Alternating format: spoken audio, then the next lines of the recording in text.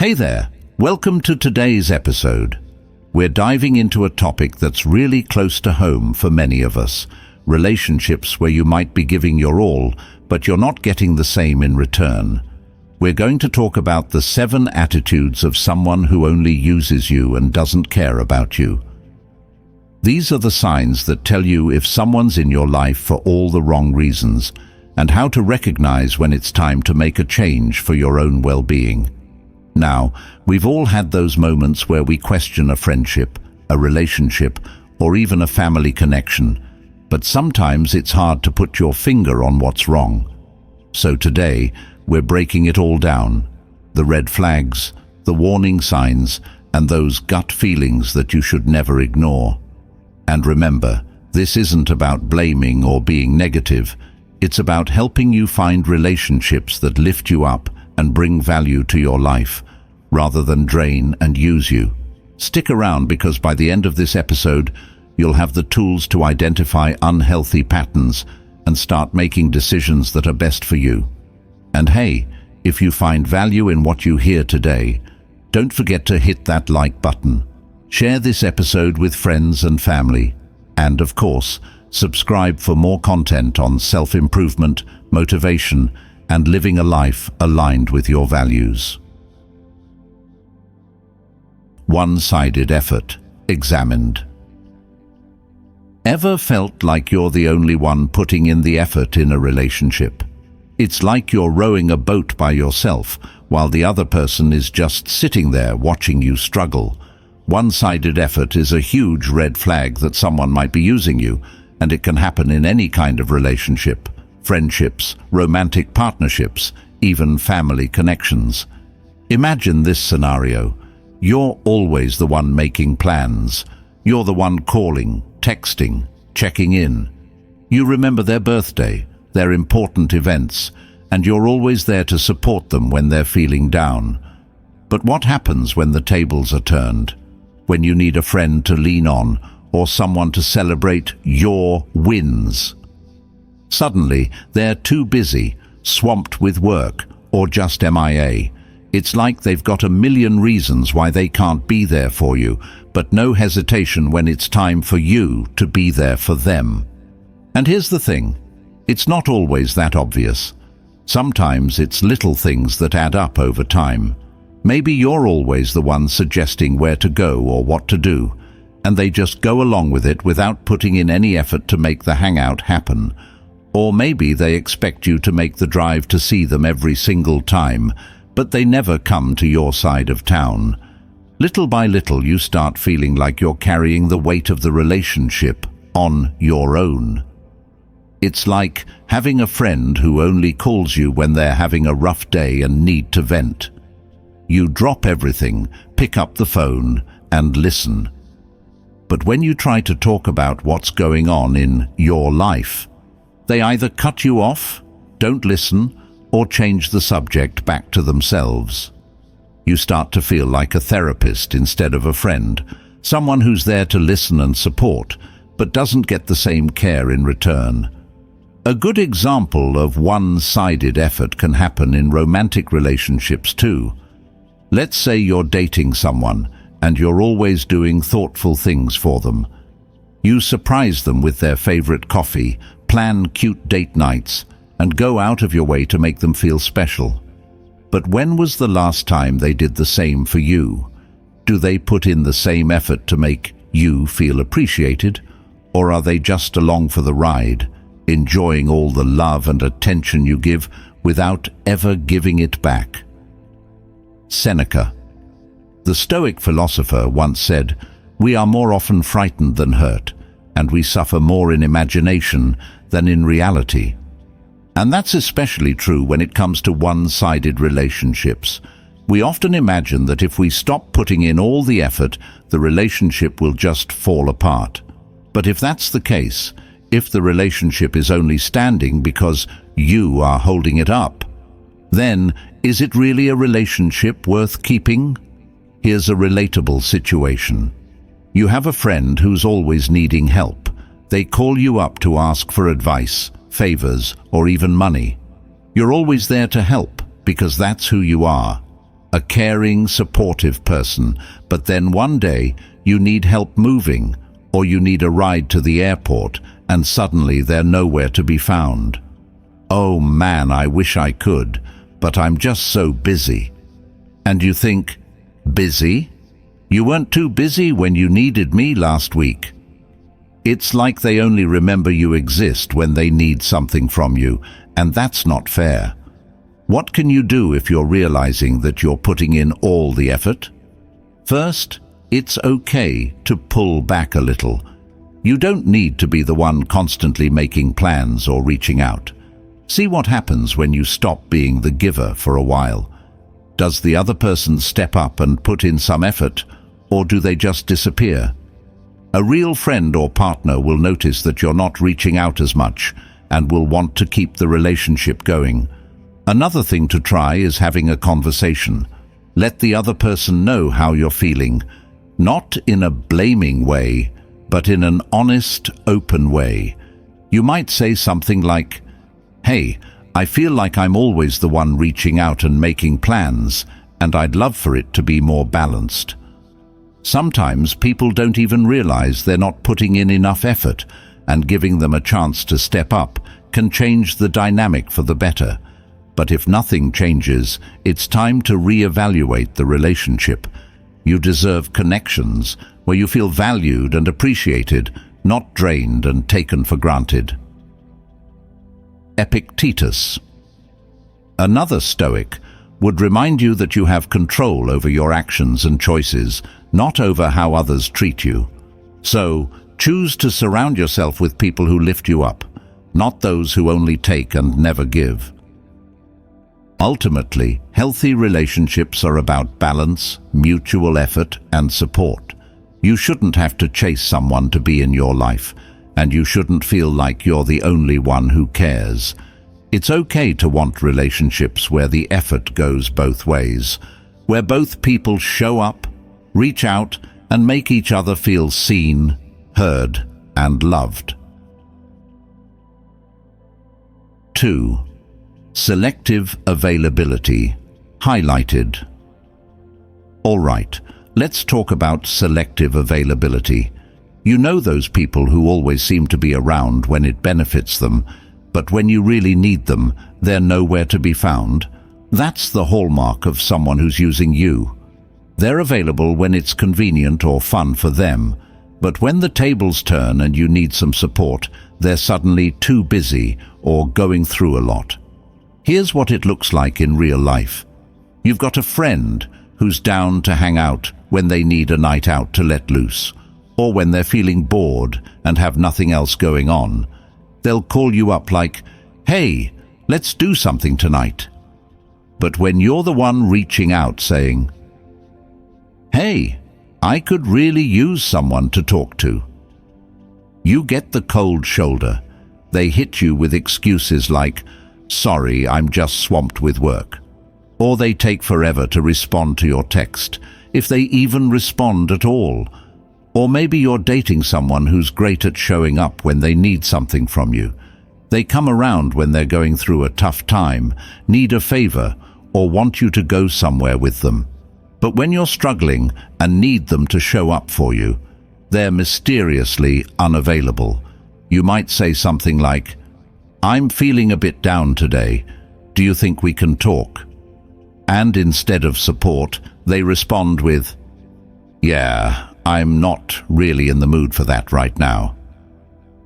It's a painful pattern to realize. They pick and choose when to be available, and those times almost always line up with their needs, not yours. Think about this. Imagine you're going through something difficult, maybe a work issue, a family problem, or just one of those days when everything feels heavy. You send that person a text, hoping they'll be there for you like you've been for them so many times before. But hours go by, and you get no response. Or even worse, they give you a quick dismissive answer like, "Oh, I hope you feel better." And then change the topic to something trivial, like a new show they're watching. It makes you feel like your problems aren't important, like you're not important. Or here's another example. You're trying to plan a trip with a friend. They're super enthusiastic about it when it's just a maybe plan, saying stuff like, "Yeah, that sounds so fun. We should definitely go." But as soon as you try to lock down dates or start booking things, they go quiet, make excuses, or say they're not sure if they can make it. It becomes clear that they're not really committed. They're just in it for the idea of having fun when it suits them, not for genuinely spending time with you. Marcus Aurelius, the Stoic philosopher, would say something like, "It is not what happens to you, but how you react to it that matters." And that applies here. Your reaction to selective availability is key. It's about recognizing your worth and not letting someone treat you like an option. Your time, energy, and emotions are valuable, and they shouldn't be given freely to someone who only wants them on their terms. Now, let's talk about social media for a second. You ever notice how some people are super quick to engage with you when you post something exciting or fun, but when you share something vulnerable, they're silent? Like, you could post a picture of a party, and they're the first to comment, "Looks so fun."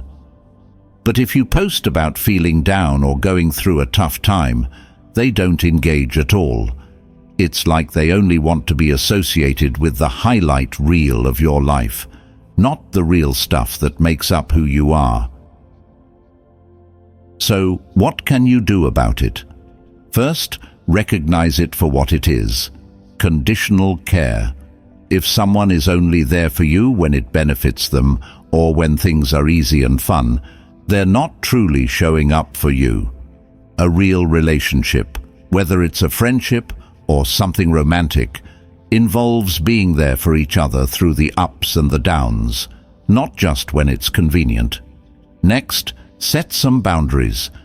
If you notice that someone is selectively available, try pulling back a bit. Don't be so quick to respond or be there for them whenever they need something. It's not about playing games. It's about protecting your own energy and seeing if they're willing to make an effort when they realize you're not always going to be there at their beck and call. If you're comfortable, have a conversation about it. Let them know how you feel. You might say something like, "I've noticed that you're not around as much when I'm going through something, and that hurts. I want to feel like we're both there for each other equally." Sometimes people don't realize that their behavior is hurtful, and giving them a chance to see things from your perspective can make a difference. But if they don't change, if they keep being selectively available, that's a sign to reevaluate how much effort you're putting into the relationship. It's okay to distance yourself from people who only want to be around for the good times and leave you hanging when things get tough. You deserve relationships where you don't have to question whether the other person will show up for you. Seneca, another Stoic, once said, "It is quality rather than quantity that matters." This is true for relationships too. It's better to have a few people in your life who are consistently there for you, who care about your well-being, and who are available to support you through the highs and lows, rather than a bunch of people who only stick around when it's easy or fun. In the end, it's about surrounding yourself with people who genuinely care, those who make the effort to be present in your life, not just when it's convenient, but when you actually need someone to lean on. Because those are the relationships that are worth holding on to, the ones that bring true value to your life. 3. Absence of genuine interest. Ever find yourself talking to someone and realize that they're not really listening? Like you're sharing something important, maybe something personal, or a story that means a lot to you, and instead of engaging, they give you a quick, "Yeah, sure, that's cool," and then immediately turn the conversation back to themselves, that's a big sign that they're not genuinely interested in you. And that's not just rude, it's emotionally draining when it happens over and over again. Here's what it often looks like. You're catching up with a friend, and you start to share something about your day, your dreams, or what's going on in your life. Maybe you're really excited about a new job opportunity, or you're struggling with a personal issue, and you're hoping for some real conversation. But the other person isn't really listening. They're nodding along, but you can tell they're not there. They're either on their phone, looking around the room, or just waiting for their turn to talk. It feels like you're talking to a wall, and that's frustrating because genuine relationships are built on mutual interest and care. Or let's say you're in a romantic relationship, and it feels like every conversation revolves around them, their day, their problems, their interests. You ask about their passions, their plans, their family. But when was the last time they asked about you? When was the last time they took a real interest in your passions, your dreams, or the things that make you excited to get up in the morning? If you're the one constantly playing the role of listener and never feeling like the talker, that's a sign that the other person might not care as much about who you are as they do about what they can get out of you. Think about this. Have you ever been super excited about something? Maybe a hobby you're passionate about, a new relationship, or a goal you're working towards, and you start talking to someone about it. You're pouring your heart out, expecting them to share in your excitement or at least ask a few questions. But instead, they hit you with something like, "Oh, cool," and then immediately pivot to talk about something completely unrelated like, "By the way, did you hear about what happened to that celebrity?" It's like they didn't even hear you. It leaves you feeling dismissed, unimportant, and like your excitement doesn't matter. It's all about empathy and emotional reciprocity. Real connections go beyond surface-level conversations. They involve a genuine desire to know how the other person is doing, not just the good stuff, but the real stuff. It's being interested in what makes them laugh, cry, angry, or inspired. When someone doesn't show interest in your life, your thoughts and your feelings, it feels like you're just there to fill the silence. And that's not fair to you. Here's another example. Let's say you've been dealing with a tough situation. Maybe it's something serious, like a health issue, a breakup, or trouble at work. You open up to someone you consider close, hoping for a little comfort or advice. And what do? They either change the topic, act like it's not a big deal, or worse, find a way to make it about them. You say something like, "I've been feeling really stressed out lately. I don't know what to do." And they respond with, "Oh, that sucks. I remember when I was stressed about my job last year. It was so hard for me." Suddenly, it's not about you anymore. It's about them, and you're left feeling like you don't matter. Epictetus, one of the great Stoics, would say something like, "We have 2 ears and 1 mouth so that we can listen twice as much as we speak." And that's real wisdom. Genuine interest is about listening. Not just hearing the words someone is saying, but really engaging with what they mean, how they feel, and what they're trying to communicate. If you find yourself around someone who never listens to understand, only listens to respond, then you're dealing with someone who doesn't truly value who you are. So, what can you do if you notice that someone in your life is consistently showing a lack of genuine interest? First off, recognize it. Take a step back and think about how you feel during and after your interactions with this person. Do you feel seen, heard, and understood? Or do you leave feeling like your thoughts and feelings were brushed aside? Next, you might consider setting boundaries around how much emotional energy you invest in the relationship. If you're always the one giving your time, listening to their problems, and showing interest in their life, but not getting the same effort back, it's okay to pull back a little. You don't have to keep pouring from an empty cup. See what happens when you're not the one always reaching out. Does the other person notice? Do they make an effort to ask about your life? Or does the relationship start to fade? You can also try to have a conversation about it. Let them know how you're feeling in a calm, open way. You could say something like, "I feel like I'm always listening to what's going on in your life, and I'd love it if we could have more balanced conversations about what's happening with me too." Sometimes people don't realize they're not showing genuine interest, and giving them the chance to hear how you feel can open their eyes. But here's the thing. If you've talked to them about it, and they still don't make an effort to show interest in your life, then maybe it's time to rethink the relationship.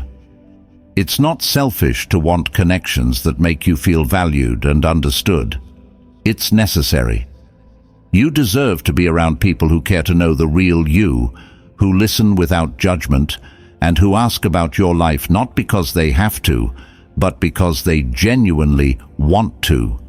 And remember, not everyone is going to care about you the way you care about them, and that's okay. But you have the power to choose who you invest your time, energy, and emotions into. Find the people who match your effort, who are there for the small talks and the deep talks, and who value you for all that you are. Because at the end of the day, relationships should be a two-way street where both people feel heard, seen, and appreciated for who they truly are, not just what they can offer in the moment. 4. Emotional manipulation. Unveiled. Emotional manipulation is one of those sneaky behaviors that can creep into any relationship, friendship, romance, or even family, and it often leaves you feeling guilty, off balance, or like you're the bad guy for wanting basic respect. When someone manipulates your emotions, they're essentially trying to control how you feel and behave without you even realizing it. It's like they're playing a game, and you're just a pawn on their chessboard. Imagine you've got a friend who always seems to make you the problem, no matter what happens. Let's say they make plans with you, and then last minute, they bail out. You're understandably frustrated and say, "Hey, it's not cool that you cancelled on me like that." But instead of taking responsibility or apologizing, they flip it on you. "Wow, I can't believe you're making such a big deal out of this. I thought you were more understanding." Suddenly, you're the one who feels like you did something wrong just for expressing how you feel. This is classic emotional manipulation.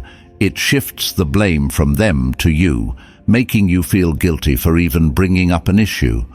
Or think about a romantic partner who uses guilt to get what they want. Maybe you're trying to set a boundary, like saying no to going out one night because you're tired, and they hit you with, "Oh, I guess you just don't care about spending time with me then." Or, "If you really loved me, you'd come." This makes you feel like a bad partner, even though all you did was prioritize your own needs. It's a tactic to make you question yourself and give in to what they want, all while making you feel like you're in the wrong. Let's not forget the type of manipulation where they play the victim. You know, those moments when you finally stand up for yourself or call out a behavior that's hurtful, and instead of them acknowledging your feelings, they go straight into victim mode. "I guess I'm just the worst friend ever, huh?" Or, "I'm such a terrible person. Maybe you're better off without me." Suddenly, you're the one comforting them, even though they're the one who hurt you. It's a way to deflect responsibility and make sure they never have to own up to their actions. Seneca. The Stoic philosopher might say something like, "You must learn to be able to endure and not retaliate when others provoke you to anger or resentment." What he's getting at is that emotional manipulation is meant to provoke a reaction, to make you feel something intense that they can use against you. The key is to recognize it and choose not to play into their hands. You don't have to let someone else's behavior dictate your emotions. Think of a situation where you've been trying to share something personal with a friend or partner. Maybe you're struggling with stress at work, feeling overwhelmed with family issues, or just having a rough mental health day. And instead of supporting you, they say, "So, well, it's not that big of a deal, you're overreacting." Or they make it about them. You think, "You're stressed. My day was 10 times worse." Suddenly, your feelings are invalidated and the spotlight is back on them. It's a way to downplay your emotions and make sure they don't have to provide support or empathy. What can you do when you realize someone is emotionally manipulating you? First, don't engage in their drama. Emotional manipulators thrive on making you react. They want to see you upset, guilty, or questioning yourself. So when they try to twist things around or make you feel bad, take a deep breath and take a step back. Ask yourself, is this about them, or is it really about me? More often than not, their reaction is a reflection of their own insecurities or desire for control, not a reflection of your worth. Second, establish clear boundaries. If someone is constantly making you feel guilty or twisting situations to their advantage, let them know that's not okay. You could say something like, "I don't appreciate when you make me feel guilty for saying no," or "This conversation feels like you're not hearing my side, and that's not fair to me." Boundaries aren't about changing their behavior. They're about protecting your peace and making it clear what you will and won't accept. And here's the tough part. Be prepared to distance yourself if things don't change. If someone is unwilling to respect your boundaries or continues to manipulate your emotions, it's okay to take a step back. Healthy relationships are built on mutual respect, understanding, and support, not on guilt, shame, or control. Epictetus would remind you that your inner peace is your responsibility, and if someone is disrupting that peace consistently, you have every right to protect yourself, even if that means creating some distance. Emotional manipulation can leave you feeling exhausted, confused, and like you're constantly walking on eggshells. But remember, you're not responsible for someone else's emotional games. You have the right to stand up for yourself, to express your feelings without being made to feel like the bad guy, and to walk away from any situation that doesn't serve your well-being. 5. Disregard for boundaries when they don't respect your no. Boundaries are your way of protecting your peace, your energy, and your mental health. They're like the invisible guardrails you set up to make sure you feel respected and safe in your relationships. But here's the thing.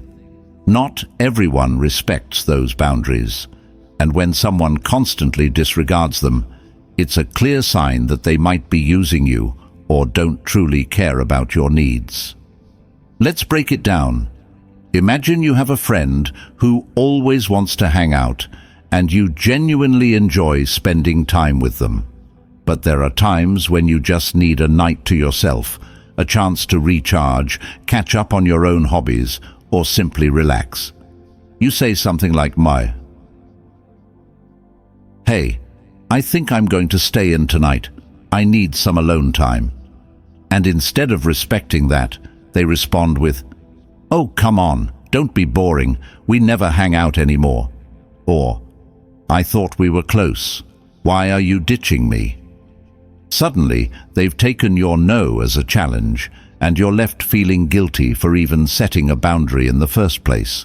Or maybe it's in a romantic relationship, and there's a boundary you've set around something important to you, whether it's how you want to spend your free time, your need for personal space, or how you communicate. Let's say you tell your partner, I need you to let me know in advance before making plans. I get stressed with last-minute things. And what do? Continue to make last-minute plans and then act surprised when you're not happy about it. They might even say something like, I just thought you'd be happy to spend time together. I didn't realize it was such a big deal. They turn it around to make you feel like your boundary is unreasonable, rather than respecting what you've clearly communicated. Marcus Aurelius. One of the great Stoics believed in knowing your values and standing firm in them. He said, You have power over your mind, not outside events. Realize this, and you will find strength. And that's what boundaries are. They're a way to exercise power over your own life, to ensure that you're not being pulled into situations that don't align with your needs or values. Let's say you have a co-worker who constantly asks you to cover their shifts, even though you've told them before that you have a busy schedule or personal commitments. Every time you say no, they find a way to guilt-trip you, saying things like, But you're always so helpful. I really thought you'd understand. And eventually, you find yourself saying yes just to avoid feeling guilty. It's a pattern, a cycle of pushing and testing your boundaries until you eventually give in, which shows a complete disregard for what you need. Or take the friend who constantly shows up unannounced, whether it's to your home or your workplace, despite you telling them that you prefer having a heads up before people drop by.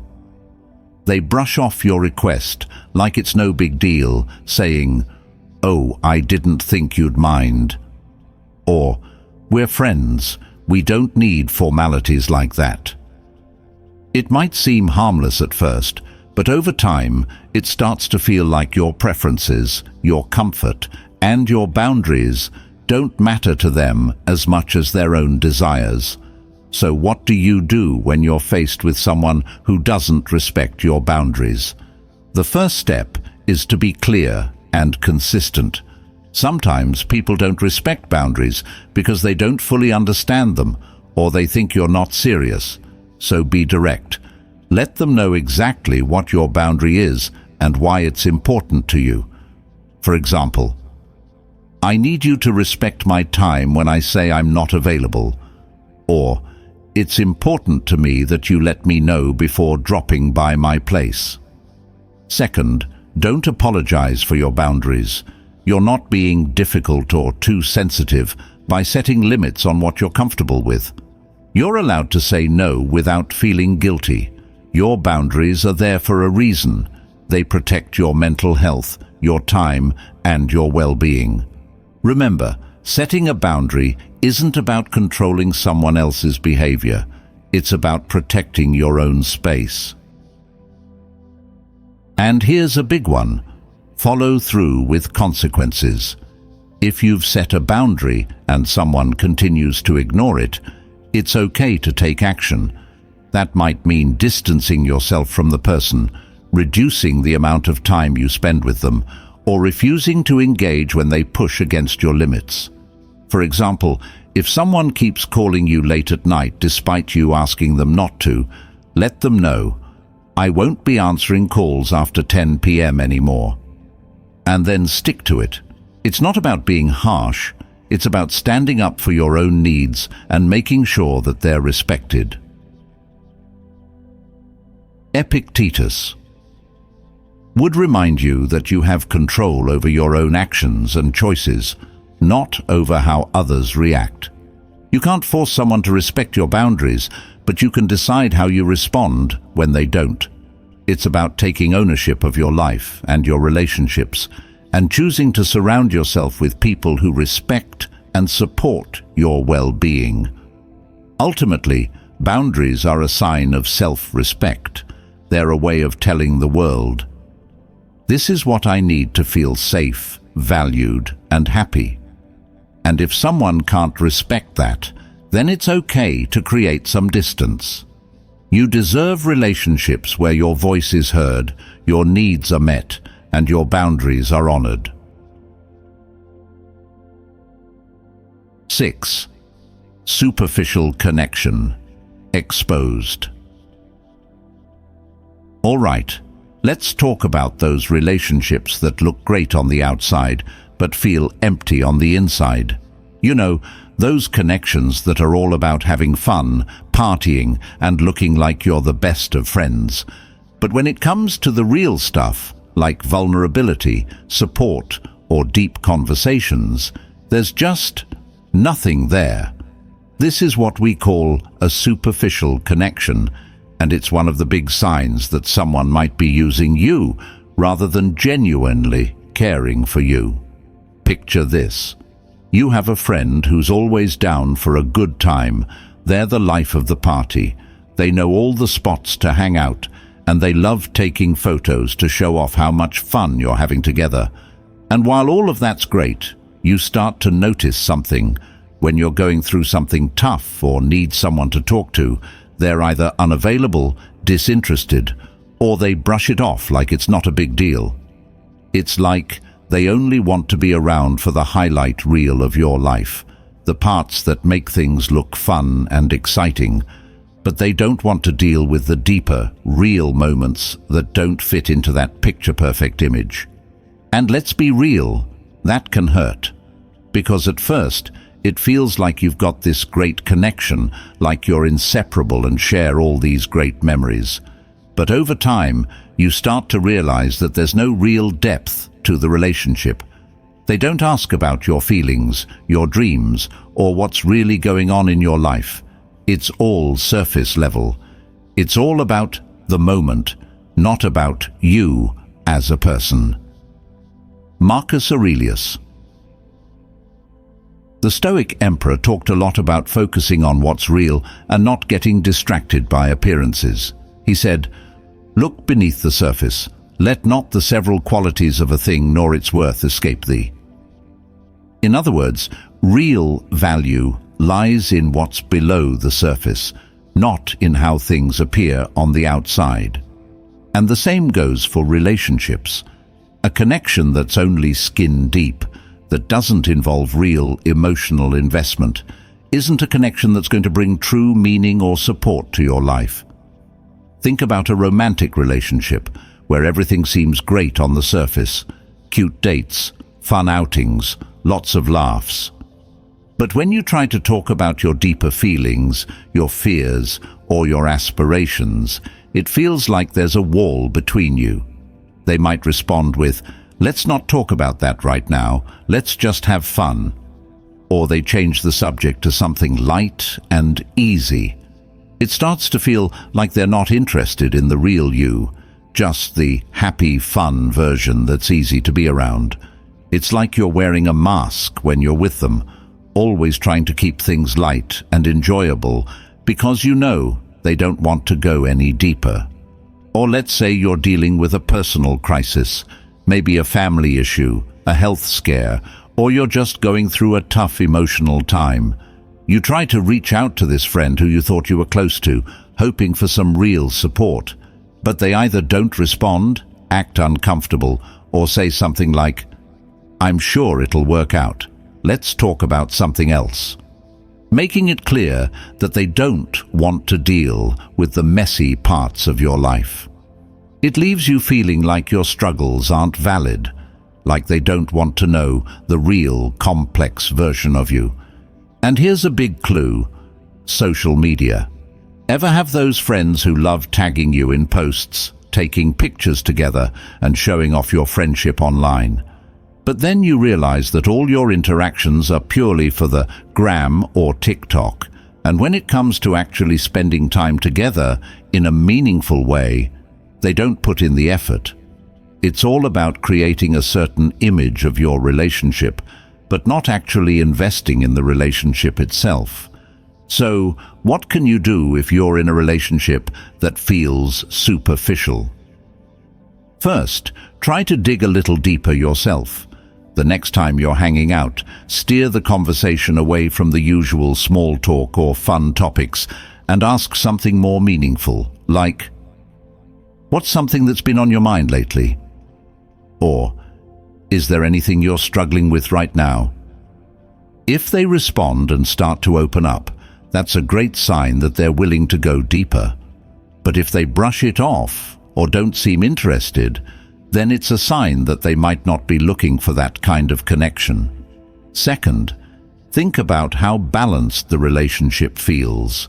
Are you always the one reaching out, planning things, and making sure you stay connected? Are they willing to put in the same level of effort to maintain your friendship or partnership, or does it feel like you're doing all the work? Real, meaningful connections involve effort on both sides. And if it feels like you're the only one who cares, then that's a sign the relationship might not be as deep as you thought. Lastly, remember that it's okay to prioritize quality over quantity. You don't need a bunch of relationships that look great on the outside, but leave you feeling empty on the inside. Seneca. Another Stoic would say, "One loyal friend is worth 10,000 relatives." It's about finding the people who genuinely care about you, who want to know what's going on in your life. Not just when things are going great, but when you're struggling too. It's those deeper connections that will bring real joy, support, and meaning to your life. It's important to surround yourself with people who are willing to see the whole you, flaws, struggles, triumphs, and all. The right relationships aren't just about sharing the fun, Instagrammable moments. They're about standing by each other when things get tough, being willing to talk about the uncomfortable stuff, and showing up even when it's not convenient or picture perfect. Remember, you deserve relationships that are real, where you feel seen and heard beyond the surface. And once you start investing in those kinds of connections, you'll find that they're way more fulfilling and meaningful than any number of shallow, surface-level friendships. 7. Absence in your tough times, when they're only there for the good stuff. Let's talk about one of the biggest signs that someone doesn't really care about you. They're only around when things are good. It's easy to be there for the fun moments, the celebrations, the parties, the accomplishments. But when life gets tough, when you're down, or when you're struggling, that's when you find out who's really in your corner.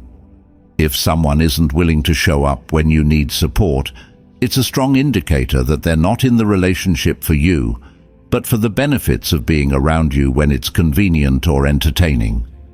Picture this. You're going through a rough patch. Maybe you've just lost your job, you're dealing with a breakup, or you're facing some personal challenges that have you feeling down. You reach out to a friend who's always there for the good times. You know, the friend who's all about going out, having fun, and sharing laughs. But when you call or text them, hoping for some emotional support, or even just someone to talk to, they don't respond. Or maybe they do, but it's a half-hearted response like, "Oh, that sucks. I'm sure you'll figure it out." Anyway, did you see the game last night? And here's where it stings. They're not unavailable because they're genuinely busy or unable to help. No, they're just uncomfortable with the realness of your struggle, and they don't want to be around for it. They're friends when it's all fun and games, but the second things get heavy, they're nowhere to be found. Think about a romantic relationship where everything seems great when things are good. Your partner is all in when it's about going out on fun dates, posting cute photos, or spending time together in happy moments. But when you're having a hard time, whether it's stress at work, problems with your family, or just struggling with your own mental health, they suddenly don't know how to be there for you. Maybe they say things like, "I don't know how to deal with this," or "I just want to keep things light between us." While it's fine to want positivity, a real partner will stick around for the tough stuff, not just the highlight reel. Here's a more subtle example. Let's say you have a friend who's all about positivity and staying happy. On the surface, that sounds great, right? But then one day you're feeling down, and when you try to talk to them about what's going on, they hit you with, "Just look on the bright side," or "Everything happens for a reason. It'll get better." And while that might seem like support, it's actually dismissive. They're not willing to sit with you in your discomfort or acknowledge your feelings. They just want to fast forward to the good parts, skipping over the hard stuff, as if it doesn't matter. Marcus Aurelius, the Stoic emperor, spoke a lot about the nature of struggle and how important it is to be present through life's difficulties. He believed that true character is revealed in how we handle the tough times, not just the good ones. He said, "Accept the things to which fate binds you, and love the people with whom fate brings you together, but do so with all your heart." In relationships, this means being there for each other, not just when it's easy, but when it's challenging too. Now let's not overlook those social media friends. You know, the ones who are quick to like, comment, and hype you up when you post about your achievements, vacations, or any good news. But when you post something vulnerable, like asking for support, sharing a tough moment, or being open about what you're going through, they're silent. They're all about being a part of your success, but they don't want to deal with your struggles. It's like they want to share in your light, but aren't willing to walk through the dark with you. So, how do you know if someone is only around for the good stuff? Pay attention to how they react when you're struggling. Do they make time for you? Are they willing to listen without judgment, without trying to fix things right away, or without brushing you off? Do they follow up with you after a tough conversation to see how you're doing, or do they just move on as if nothing happened? A real friend or partner will be there not just to share in your joy, but to sit with you in your sorrow, to support you when life isn't perfect. If you're noticing that someone consistently disappears during your hard times, or only shows up when things are going well, it's time to reevaluate that relationship. It's okay to distance yourself from people who can't show up for you in a meaningful way.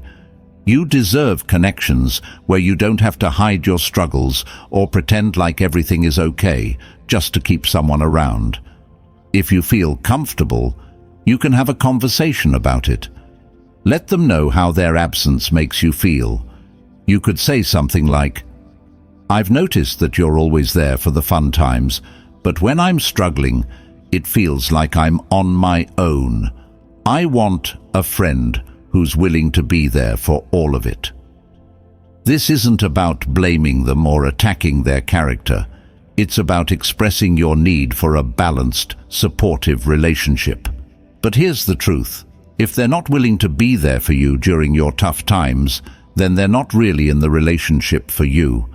They're in it for the benefits, whether it's fun, convenience, or the social status that comes with being around you.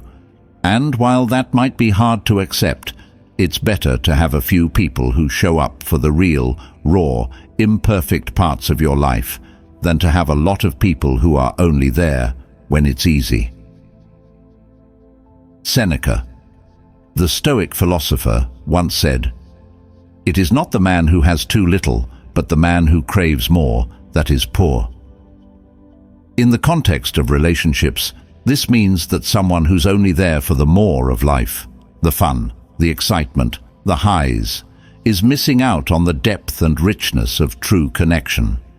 Don't let those people make you feel like you're asking for too much by wanting support in your difficult times. You're not.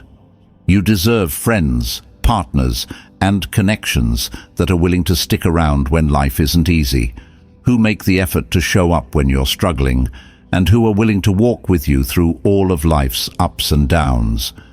Remember, relationships should be about mutual support, care, and respect. They should feel balanced, where both people are willing to be vulnerable and show up for each other, even when things aren't perfect. So surround yourself with those who truly care, those who can handle your lows as much as they celebrate your highs, and let go of those who can't offer you the depth and support you deserve. And that's a wrap on today's episode. Thank you so much for tuning in and taking the time to learn about the 7 attitudes of someone who only uses you and doesn't care about you. Remember, your relationships should bring you peace, joy, and support, not leave you feeling used, undervalued, or drained. It's all about surrounding yourself with the right kind of people who uplift you and genuinely care about you, not just when it's easy, but when it matters most. I hope today's discussion gave you some clarity and insight into your own relationships. And if any of this resonated with you, know that you're not alone.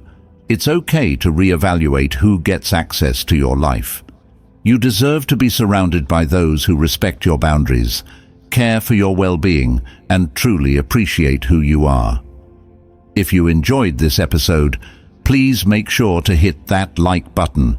Your support means the world to me and helps this content reach more people who need it. And if you think someone else could benefit from hearing this, maybe a friend, a family member, or anyone struggling with their relationships, go ahead and share this episode with them. Let's spread the message and help each other grow. And don't forget to subscribe to the channel for more content on self-development, motivation, and living your best life every day. Until next time, take care of yourself, honor your worth, and keep seeking those genuine connections that make life meaningful.